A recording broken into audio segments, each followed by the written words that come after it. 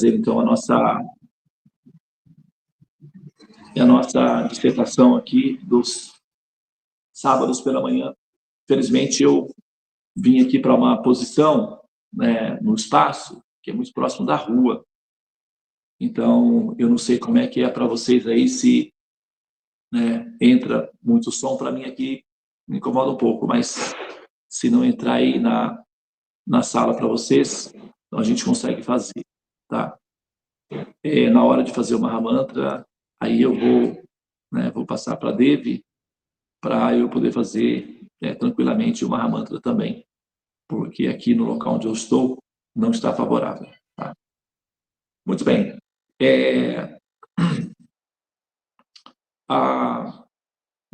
O tema de hoje é um tema que foi trazido aí durante as discussões, né, no grupo do Krishna Lila, acerca do destino das almas, né? Porque muito se fala acerca do destino das almas. O que acontece com as almas depois que elas, né, enfim, abandonam seus corpos ou deixam seus corpos, ok? Então, aqui a gente tem que levar em consideração, né, um fator que nós temos que levar em consideração é que nós, primeiramente, nós não podemos, né, deixar de considerar o fato para poder entender esse assunto de uma maneira mais ampla. Por quê? Eu poderia falar esse assunto de uma forma mais, vamos dizer assim, tribal, né? Porque os sistemas religiosos, eles, né, apresentam as suas variantes para dar explicações acerca desse ponto, mas também o que a gente observa é que os sistemas de religiões, eles são sobrepostos, né? Eles existem por um tempo, deixam de existir, vem outro sistema de religião, se estabelece e eles vão se sobrepondo uns aos outros, como por exemplo, né? Recentemente eu assisti um documentário sobre o sistema de religião do Egito, do egípcio na época, né, do auge do Império Egípcio. Então, eles tinham uma concepção, né, para depois que a pessoa abandona o corpo, os gregos tinham uma concepção, né, chamado os Campos Elíseos. Não sei se vocês já ouviram falar nisso daí, né? Os Campos Elíseos, que é o céu, né, dentro da mitologia grega, né? Você tem o Tártaro, né, o Caos, que são lugares que hoje nós falaremos sobre, né, diríamos que são o umbral, né, o inferno, etc. Então, a gente tem que levar em consideração, né, por exemplo, no caso, como eu estava falando, do sistema, né, de religião do Egito, no passado, cada pessoa era um sistema que funcionava muito bem, né? Cada pessoa tinha, ao nascer, todo bebê ganhava um besourinho, assim, né? Um amuleto, né? Queria um colarzinho. E esse besouro acompanharia, né, a pessoa durante toda a vida dela, durante toda a vida. E quando ela morresse, ela então se depararia com duas divindades, né? Uma do céu, uma do inferno. E o inferno era basicamente um rio cheio de crocodilos, praticamente era isso, né? A pessoa seria jogada ali nesse rio para ser devorada, né, por esses crocodilos aí. E, né, a outra divindade levaria a pessoa para o paraíso, onde ela viveria eternamente, né, na forma em que ela viveu, etc. E essa pessoa deveria colocar o besourinho, né, no momento da morte. Então, ela iria se encontrar com essas duas divindades. Esse besourinho seria colocado numa balança, né? Se o besouro, e do outro lado, a divindade colocaria uma penazinha. Então, se o besouro pesasse mais do que a pena, significava que a pessoa, né, tinha sido uma pessoa virtuosa, honesta, dedicada, cooperativa com os demais, etc., tinha tido um comportamento socialmente benéfico. Então, ela seria ascendida aos céus. Se a pena pesasse mais, então a pessoa tinha mais culpa e, por conta disso, ela deveria ir ao inferno.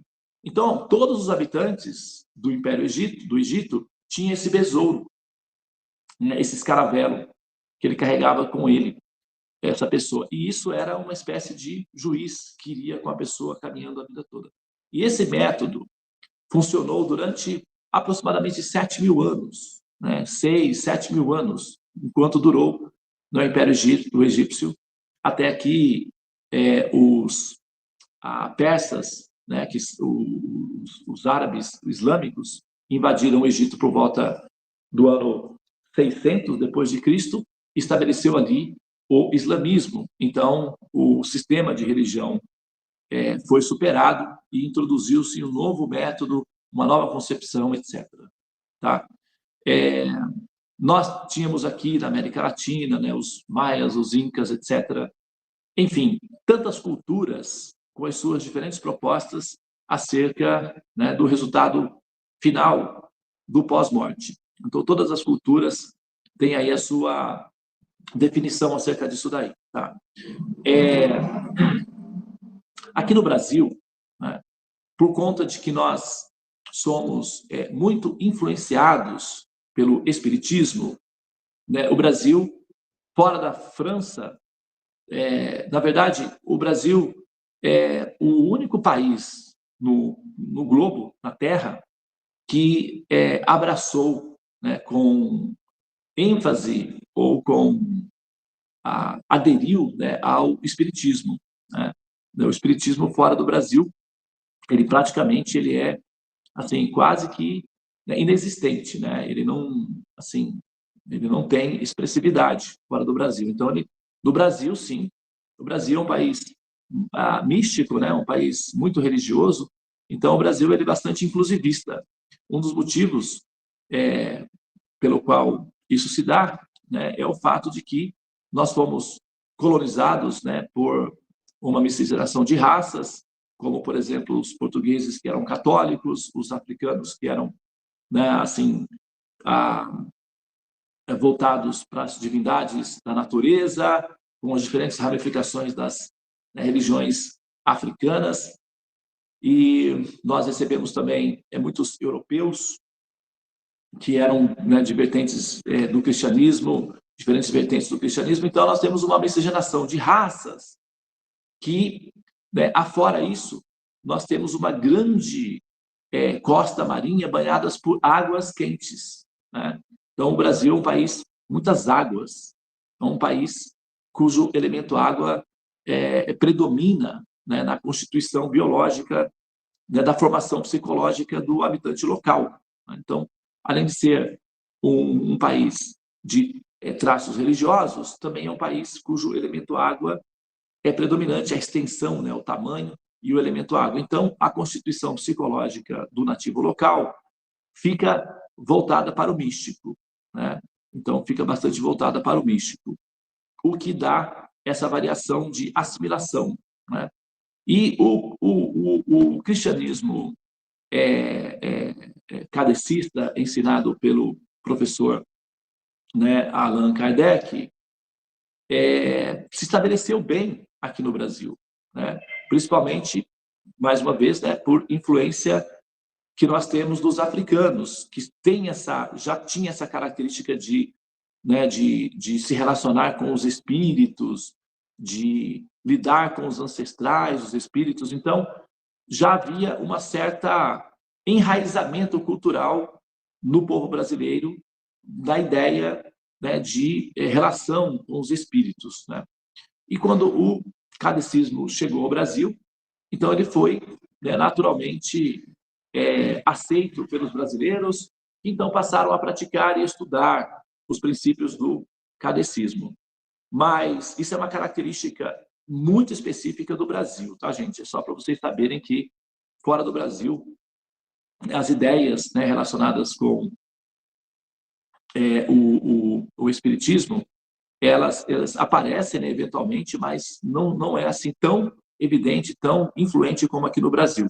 Então, como a gente vai falar sobre esse assunto a partir, né, do Brasil, com as características e os traços culturais e religiosos do Brasil, então a gente também não pode deixar de considerar que nós estamos sendo influenciados, né, por essa vertente, por esse aspecto aí. Então, sempre que nós vamos fazer uma avaliação desse contexto, vai vir na pauta, né, o contexto que é o conceito que prevalece na nossa cultura em termos desse assunto, que é o cristianismo, especificamente o cristianismo kardecista, conhecido como espiritismo. Tá? Então, que vai falar que, né, as almas vão para, né, para talvez aí o purgatório, e depois algumas ficam, né, vagando, né, por aí como almas penadas, etc.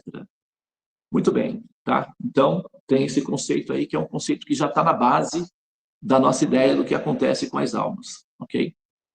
Como nós estamos considerando um universo que ele é muito mais amplo e ele abrange um período histórico muito maior do que a nossa experiência local, então, considerando-se o fato de que essa mesma estrutura universal sempre foi responsável pelo cuidado, né, com as consciências que nascem e renascem constantemente nessas diferentes colônias, né, como a Terra e outros planetas, cujo propósito é o desenvolvimento realmente da consciência do espírito, até que ela alcance uma condição de consciência que permita com que ela possa ser assimilada numa dimensão superior, e aí, então, possa residir eternamente numa condição favorável, onde a dor, né, os sofrimentos e a dissolução dos corpos, né, que seria, no caso, tecnicamente, a morte,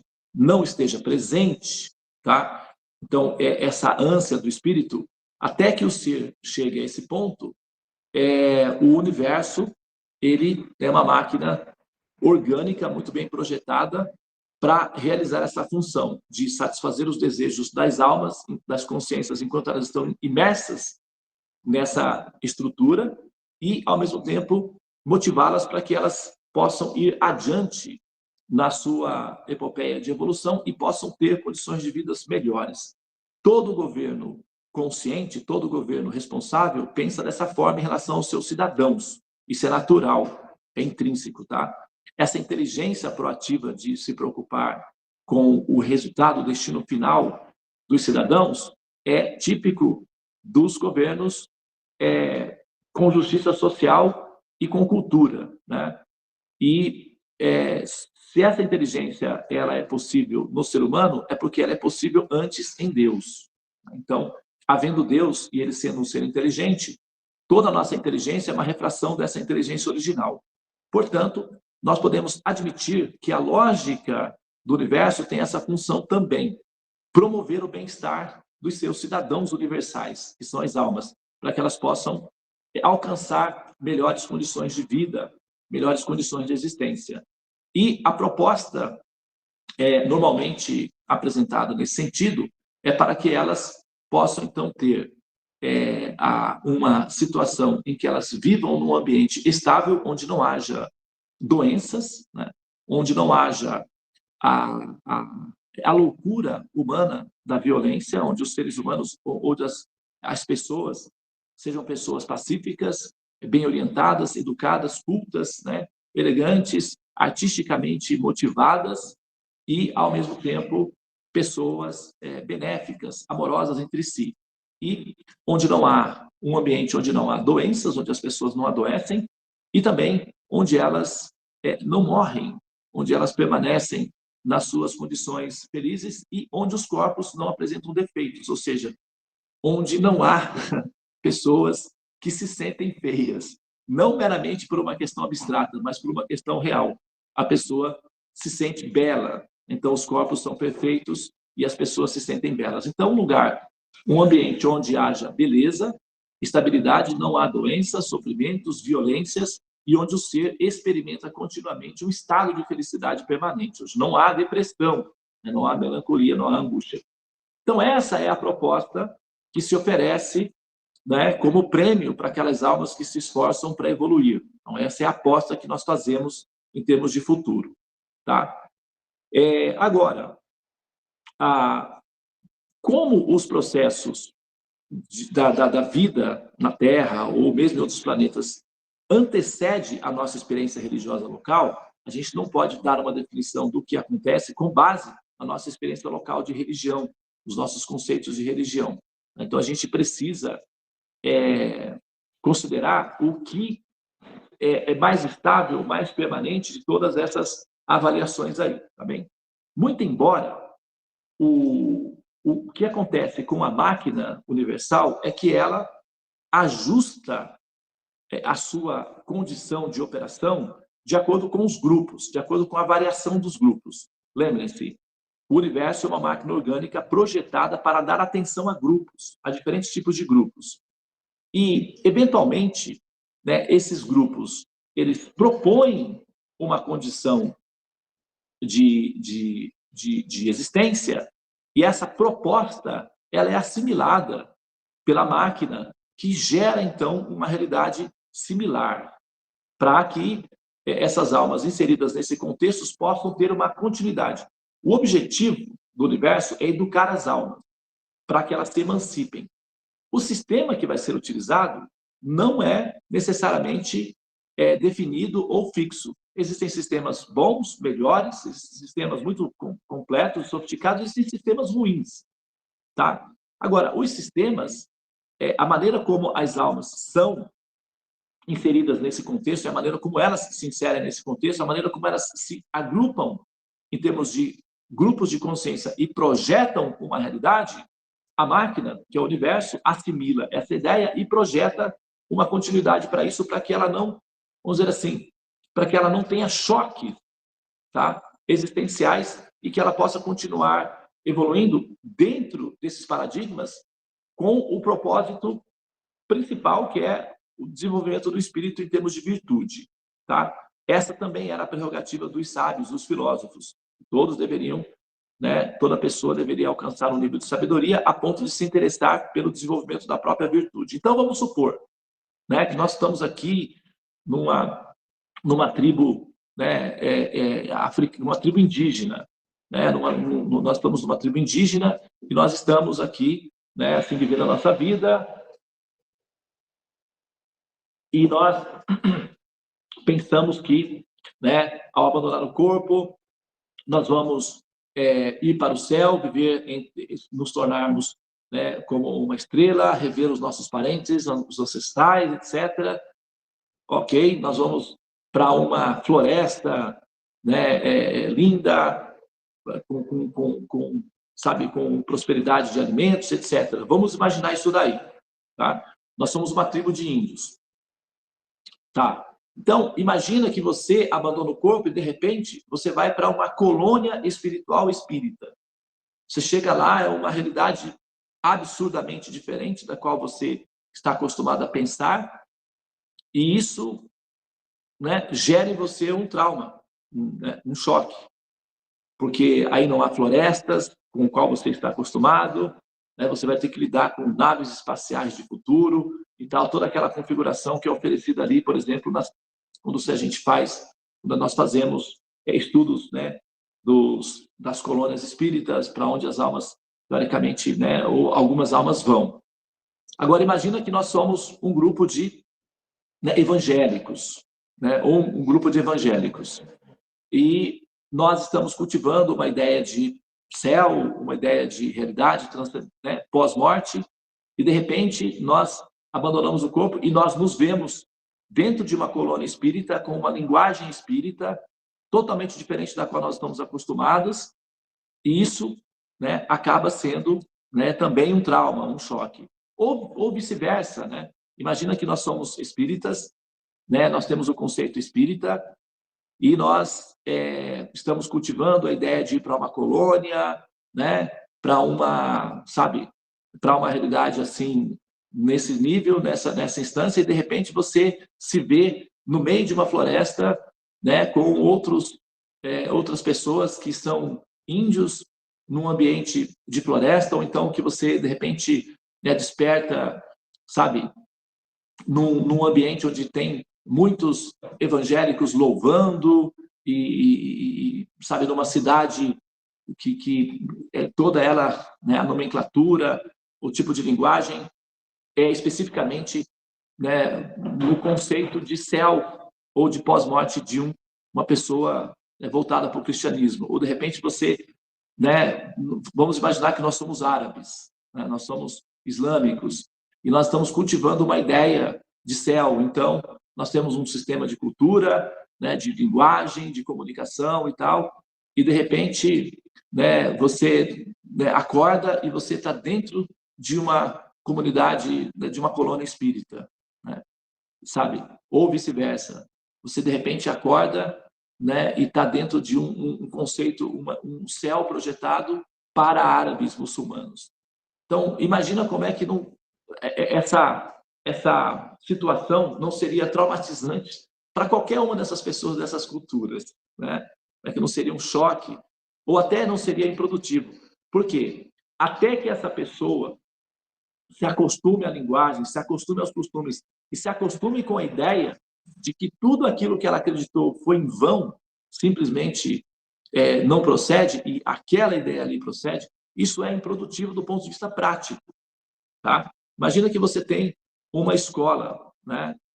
Você é diretor de uma escola, você é dono de uma empresa, que é uma escola.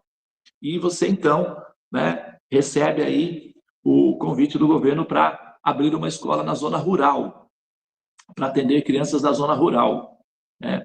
Ou para, sabe, abrir uma escola numa aldeia indígena, né? Então, você, naturalmente, vai procurar um tipo de pedagogia equivalente, né, àquele grupo local e usar os recursos deles para que eles possam evoluir, de acordo com a situação local. Então, o que eu quero dizer com isso? Eu quero dizer o seguinte, que o homem propõe e Deus dispõe. Tá? Como Jesus disse, né, a casa do meu pai tem muitas moradas. Ok?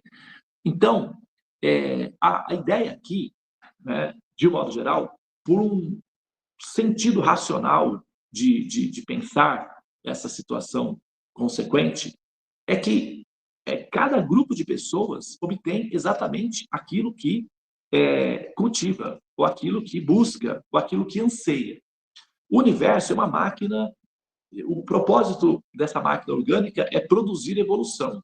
Não importa como, se é através de uma colônia espírita, se é através de um céu para árabes, se é um céu para cristão, se é o movimento que é feito, isso independe de como é que as propostas são oferecidas ou os aspectos culturais locais.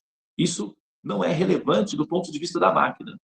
Do ponto de vista do universo, o relevante é que essas pessoas, independentemente dos aspectos culturais ou religiosos em que elas estejam inseridas, o cultivo da virtude do espírito esteja presente. O cultivo da virtude de conhecimento e da sensibilidade da empatia. Então, essa é a função genérica. Tá? Então, imagine que esse mesmo universo ele tem a capacidade de projetar um ambiente equivalente às suas crenças, né, às suas expectativas, para dar sequência no projeto da evolução. Tá? Então, se você, por exemplo, está inserido dentro de um contexto, né, espírita, em que você está cultivando a ideia de ir para colônias espirituais e fazer cursos de evolução do espírito, etc., o universo ele não tem dificuldade de projetar uma situação assim, uma realidade dessa natureza.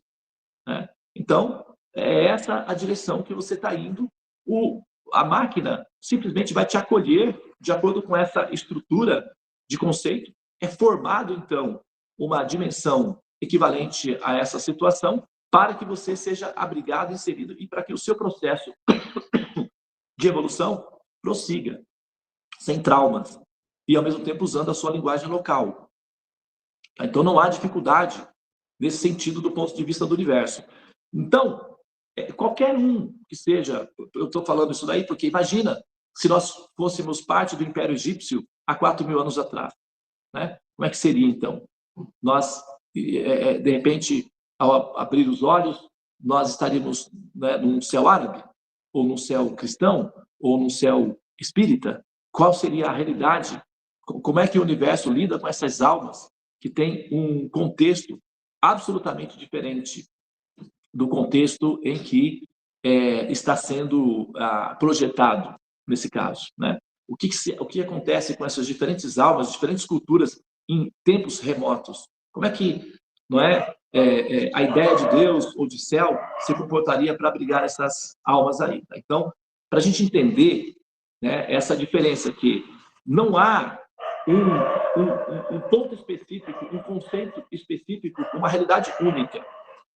Tá? Essas realidades transcendentes, elas são realidades, assim, que pessoal, só um minutinho, por favor. Eu estou com uma situação aqui, tá?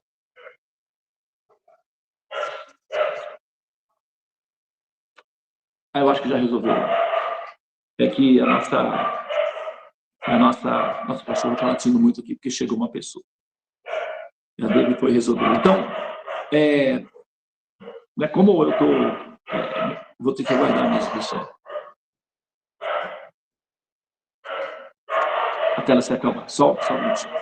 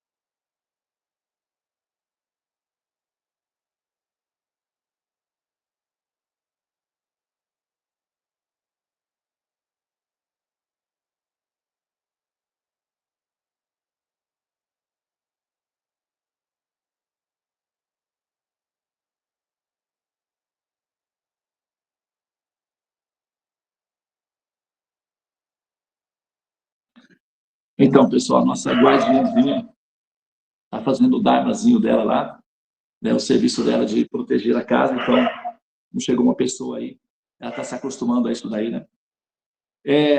Mas então, para a gente finalizar aqui o raciocínio, tá, que nós estamos colocando aqui, nós temos que levar isso daí primeiramente em consideração para que a nossa observação seja racional, não seja tribal. Porque a gente não vai falar, né, de uma sequência baseada na nossa experiência local. A gente tem que levar em consideração todo o processo histórico e o universo em si. Lembre-se, a gente está lidando com essa realidade que é um universo que transcende a nossa experiência, né, local, tá bem? Então a gente tem que levar isso em consideração. A forma mais inteligente de entender isso daí é como nós colocamos aqui, tá? Nós tem que se levar em consideração que a máquina em si, ela é projetada para lidar com os diferentes grupos de acordo com a sua estrutura psicológica para não haver, para ser produtivo, não apenas para não ter traumas, né? Que isso daí também poderia ser adaptado, mas para ser produtivo do ponto de vista do seu processo de evolução. Você tem uma consciência que está numa determinada frequência, e de repente ela tem que fazer uma curva enorme para só depois continuar. Então, isso acaba sendo um desperdício de energia. Então, é muito mais fácil você utilizar o conceito local e simplesmente direcionar a partir daí. Então, o universo está adaptado a criar realidades, a criar mundos, a criar céus, tá? E também a criar infernos, tá? Ou no sentido, entre aspas, né? Ou situações punitivas, tá bem? Como eu disse, né? Os gregos tinham o Tártaro, né? Os romanos o caos, os egípcios tinham, né, o seu sistema também de punição, né?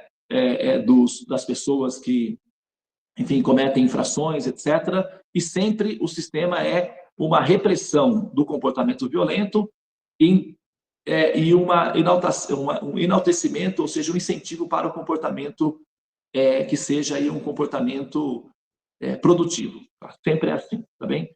E aí, as diferenças para onde as almas vão depende do tipo de conceito, o tipo de consciência que elas cultivam durante a vida. Tá? E a máquina vai adaptar essas almas de acordo com as comentações delas. Ok? O Krishna, da Bhagavad Gita, por exemplo, ele vai dizer o seguinte: ele diz que as almas que adoram, né, os espíritos irão para os espíritos. As almas que adoram os antepassados irão renascer entre os seus antepassados. As almas que adoram as divindades, os devas, os semideuses, irão viver entre os semideuses. E as almas, aquelas almas que se conectam comigo e se dedicam a mim, viverão comigo. Tá? Então, nós entendemos que as almas, os destinos das almas é de acordo com o cultivo que elas têm, tá? De acordo com a forma como a consciência elabora ou processa, metaboliza a sua experiência de existência. Tá? Também é orientado dentro das escrituras védicas, lembrando que, tá? As escrituras védicas, elas são as escrituras mais antigas, né, presentes no planeta. Então, nós costumamos fazer opção por aquilo que é mais durável, por aquilo que tem uma garantia maior. Por exemplo, quando você vai, não é? Quando você vai numa loja e você tem lá, você vai comprar um celular. Então, você tem dois equipamentos, ok? E um custa R$1.000, o outro também custa exatamente R$1.000. Só que um te dá 2 anos de garantia e o outro te dá apenas 6 meses. E ambos, né, assim, são funcionais para as mesmas equivalências. A tendência geral é nós comprarmos aquele que dá mais garantia, que tem mais durabilidade. Né? Quando você vai comprar um produto e você tem condições de pagar por um bom produto, né, a tendência é que você compre um produto que, né, sabe, seja mais, digamos, seja mais consistente, tenha mais durabilidade. Ok? Então, das escrituras presentes no planeta Terra, das culturas presentes no planeta Terra, o compêndio de conhecimento védico, ele é o mais antigo e o que durou, né? O que dura, na verdade. Então, ele é um produto durável. A palavra sânscrito, krito significa feito, junto, hermético, durável. Sânscrito significa feito, muito bem feito, para durar. Isso é uma das traduções para sânscrito, significa muito bem feito, para durar. Feito para durar. Então,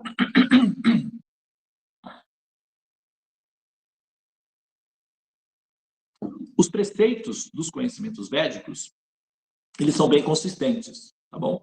Então, se a gente tem que fazer uma varredura no planeta Terra para identificar uma proposta ou uma orientação que tenha uma referência de consistência, então, se a gente pega uma proposta que recentemente surge no planeta ou que surgiu e desapareceu, e nós temos uma que permanece, então a gente tem que, naturalmente, por uma questão racional, e não por uma questão emocional meramente, olhar para essa proposta e, sabe, identificar quais são os elementos contidos aí que justifiquem a durabilidade dela e, ao mesmo tempo, a coerência dela em relação, né, à nosso próprio desenvolvimento de espírito.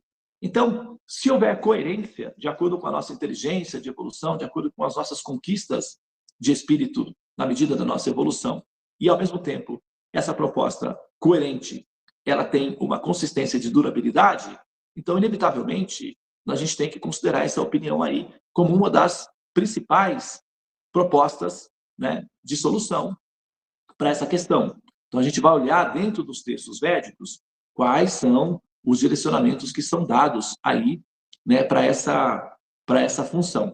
E como eu te falei, né, como eu estou falando com vocês aqui, nós estamos utilizando uma referência, que seria uma referência fundamental dentro do compêndio desse sistema de cultura védico, que são as palavras da própria pessoa que se apresenta como sendo o criador de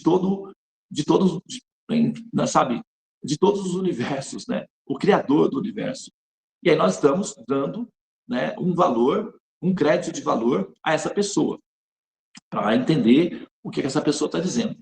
E essa pessoa suprema, ela está afirmando que, de acordo com o nível de consciência, de acordo com o que você cultiva durante a vida, ao abandonar o corpo, é para essa instância que você vai. Tá? É com essa realidade que você vai se envolver. É com essa realidade que você vai interagir. É como uma universidade. Você entra na universidade, você tem uma série de cursos disponíveis. Então, se você entra no curso de advocacia, você passa um período ali aprendendo, estudando, se envolvendo.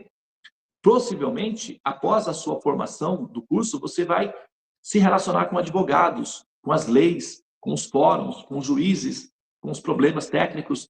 Esse vai ser o seu mundo, tá? E se você se forma em medicina, então possivelmente você vai se envolver com hospitais, remédios, sabe, pessoas doentes, tratamentos, etc. Então, você vai se envolver com esse mundo. Semelhantemente, de acordo com o tipo de cultivo que você, né, o que você cultiva durante a sua vida, de acordo com como você cultiva, tá, o seu propósito de vida, a sua história de consciência, é aquilo que você vai obter. Tá? Então, a responsabilidade, ok, da decisão é sua. Apesar de que existem os eventos culturais, por exemplo, você nasce num território árabe ou num país muçulmano, tá? De predominância muçulmana. Então, ali você vai aprender que existe o céu assim, tal, tal, tal, tal. É isso que você vai cultivar, né? Ou você nasce num país cristão, ok? De predominância cristã. Então, você vai ouvir o céu e tal, etc., daquele jeito. Então, você vai também ser moldado com essa forma de consciência. Ou você nasce, sabe, num país de predominância hindu. Então, você vai ouvir assim, assim, assim, assim. Tem um fenômeno, que é o fenômeno de grupo, que é onde você nasce, né, influenciado por uma cultura específica, e aí você vai viver essa cultura, você vai desenvolver essa consciência, como é um karma coletivo, não um karma de grupo, e devido a isso daí, você vai desenvolver um grau de consciência que naturalmente vai te projetar para essa realidade. Como o universo, como uma máquina adaptativa, inteligente, programada para criar diferentes realidades, para assimilar as almas e maturá-las, então para o universo, é indiferente criar um céu cristão, um céu muçulmano, um céu árabe, um céu espírita, um céu para as tribos aborígenes, céus disponíveis para, né, os africanos, para os habitantes de Papua Nova Guiné, que seja, sabe, para um habitante do Alasca, do gelo, né, nós chamamos eles de, né, esquimós, mas parece que eles não gostam muito desse termo aí, que a palavra esquimó significa aquele que come peixe cru. Não sei, é uma coisa assim, né? Ouvi dizer. Mas, enfim, é o que a gente entende, né? Imagina que você está ali, inserido nesse contexto, enfim, né? Como é que fica essa variação de probabilidades, ok? Quer dizer que o universo, então, pega todo mundo e coloca no único lugar e cria ali e aí você... Não é assim, não é necessário que seja assim, não é inteligente, não é produtivo que seja assim. O universo ele vai acolher essas almas de acordo com o estado de consciência. E isso é confirmado nas palavras do próprio Krishna, quando ele diz que, olha, aqueles que adoram, aqueles que cultivam relacionamentos com os fantasmas, viverão entre eles. Aqueles que cultivam relacionamento com os semideuses, terão com os semideuses, né? Aqueles que cultivam relacionamento com os antepassados, irão para os antepassados. Qualquer que seja a sua consciência no momento em que você abandonar o corpo, é esse o seu destino. Então, o destino da alma é de acordo com o que ela cultiva, o que entra no coração, o que entra na consciência dela. Então, você tem que selecionar.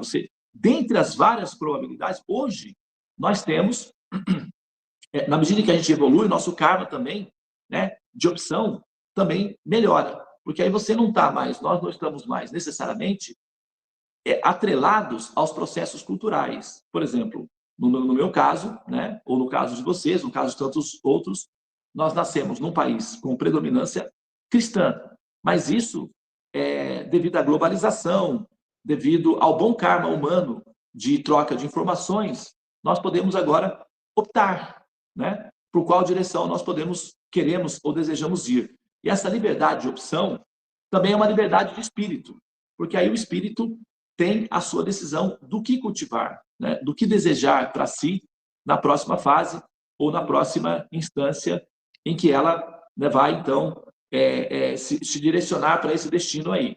Então, nós não estamos necessariamente obrigados a pensar do ponto de vista de um céu ou de uma realidade consequente a partir das ideias do cristianismo, só porque nós nascemos num país cristão, não é? Semelhantemente, se nós nascemos num país islâmico, alguns países não permitem essa liberdade de espírito. Então, você, né, só tem uma única opção, você tem um monopólio, e aí, naturalmente, a sua consciência vai ficar mais ou menos que moldada por aquele monopólio. E é para essa direção que você vai. Você pode até cultivar dúvidas, mas você não tem muita alternativa. Alguns países, né, islâmicos, eles são mais abertos, mais liberais, então você tem, né, aí condição, sabe, entende? De ter, né, até uma investigação paralela, muito embora isso não seja muito comum. Agora, nos países ocidentais, você tem uma variedade. E também há aqueles que negam tudo, né, que são os de vertentes ateístas. E aí também tem essa opção aí, tá? Então, são várias opções. E devido, né, à opção, à variedade de opção, isso gera um novo problema, que é a angústia de ter que optar. Porque, ao ter que optar, você tem que pensar, né? Você tem que elaborar. E muitas pessoas, né, são mais acomodadas, então, se já está tudo prontinho, elas só pegam aquilo ali e vai para frente com aquilo ali, então elas não têm que pensar na variedade. A variedade gera um problema filosófico, que é que você tem que comparar, você tem que pensar antes de tomar essa decisão, tá bom? Então, hoje, nós fizemos aqui, né,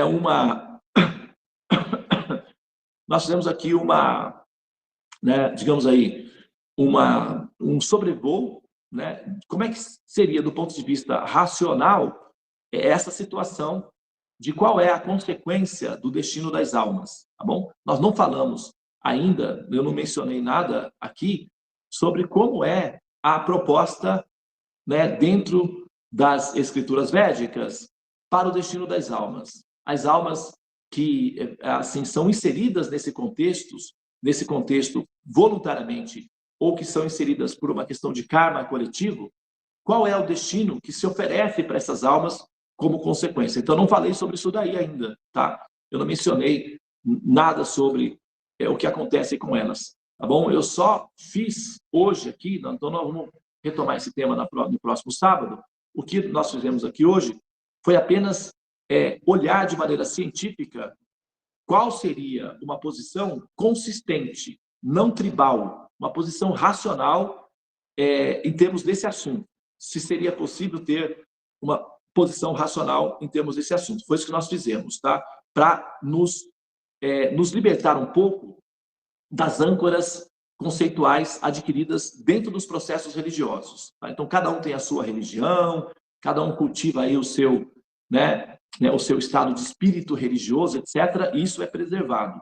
Entretanto, na hora de falarmos do ponto de vista geral, a gente não pode prescindir ou desconsiderar a nossa capacidade inteligente de fazer discriminação e induzir a um processo único, tá? Um processo determinista, considerando-se que as outras possibilidades são inválidas, porque essa possibilidade é a única válida. Não é assim. Todas as possibilidades são válidas. Dentro de um universo amplo, que produz realidades simultâneas, todas as possibilidades são válidas. Entretanto, a pergunta que fica é: qual é a possibilidade que você escolhe para você? O que você tem na sua cabeça? O que está se passando por essa cabeça? Né? Ou seja, o que você está cultivando? O que você está para onde você está se projetando? O seu destino, o projeto que você faz para si mesmo, a ideia que você tem, o cultivo que você tem para você mesmo, é algo que você realmente gostaria que acontecesse? Você gostaria de oferecer esse destino para a pessoa que você mais ama, que é o seu filho ou a sua filha, que são pessoas que nos, né, sensibilizam, os nossos filhos? Você ofereceria esse destino a qual você está se projetando para as pessoas que você ama? Você aceitaria de bom grado, de coração aberto, esse destino que você está cultivando no seu coração? Qual é o seu destino? O que você está planejando para você? Tá? Então, é isso daí que a gente vai trabalhar no próximo momento. Tá? Então, a gente vai fazer uma série de observações em relação aos destinos possíveis, tá? E aí vamos apresentar qual é, né, o destino para aqueles que, né, assumem o compromisso com o cultivo, né, de consciência do espírito védico, vamos dizer assim, o destino para os seguidores da cultura védica ou da consciência védica, a consciência divina védica. Qual seria o destino para essas almas? Se você estaria predisposta ou predisposto a aceitar para si esse destino também, ou não. Aí vai depender da sua decisão, tá? Mas pelo menos você tem que saber quais são os destinos possíveis e quais desses destinos você realmente diria para si mesmo no seu momento de intimidade pessoal: esse destino eu aceitaria para mim e para todos que eu amo. Esse destino é o destino que eu quero, tá? Então, assim, antes de tomar essa decisão final, você tem que conhecer bem, né, os prós e contras desse destino que você está admitindo para você. Não meramente por impulso emocional. Faço parte dessa religião, faço parte desse grupo, faço parte dessa equipe, faço parte dessa cultura e eu aceito para mim esse destino baseado nessa emoção. Não, não é assim não. Tá? A gente não pode jogar a nossa capacidade de discriminação de inteligência fora nesse momento. Ela tem que estar na pauta. Então, a gente vai usar isso daí também, tá bom? Muito bem, nós vamos parar por aqui. Esse assunto continua na próxima semana. E a gente vai, então, detalhar mais esses aspectos mais pessoais acerca dos destinos possíveis, tá bem? Muito bem, obrigado pela atenção. Namastê, Hare Krishna, Krishna Krishna, Hare Hare, Hare Rama, Rama Rama, Hare Hare. Ó energia suprema, amor divina, ó mantra, libertador do ser, desperta-me, eleva-me, envolve-me, protege-me, Hare Krishna. Muito bem,